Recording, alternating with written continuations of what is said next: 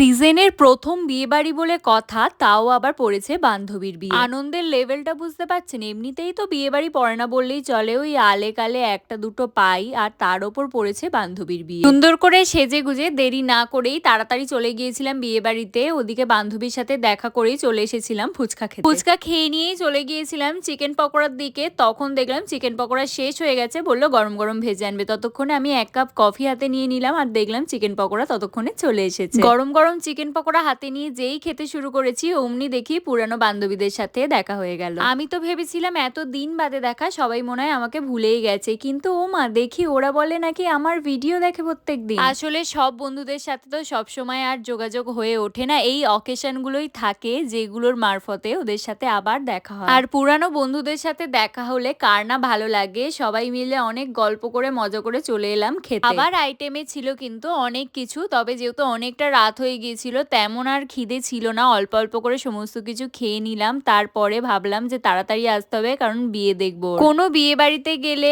আমার এই এক্সাইটমেন্টটা প্রচন্ড থাকে যে বিয়ে দেখবো। আমি ভাবি যতক্ষণে আমি খাবো ততক্ষণে যদি বিয়ে কমপ্লিট হয়ে যায়। আচ্ছা, এই ব্যাপারটা আমার মতো আর কার কার আছে বলুন তো? খাওয়া কমপ্লিট হয়ে এসে দেখি না, বিয়ের তেমনই কিছু এখনো হয়নি। আমরা আসতেই দেখলাম তখন শুভদৃষ্টি হচ্ছে। আমি তো মনে মনে খুবই আনন্দ পেলাম যে যাক, বিয়েটা পুরোটাই দেখতে পারবো এবার। আমাদের বাঙালি বিয়ের মধ্যে এত রিচুয়ালস আছে, আর প্রত্যেকটা কেন জানি না আমার দেখতে ভীষণ ভালো লাগে। আর বিয়ের এতগুলো রিচুয়ালস এর মধ্যে সব থেকে বেস্ট পার্ট হচ্ছে এই যে সিঁদুরদান, যেটা শুধুমাত্র আমার নয়, আমার মনে হয় প্রত্যেকটা মেয়েরই ভীষণ ভালো লাগে।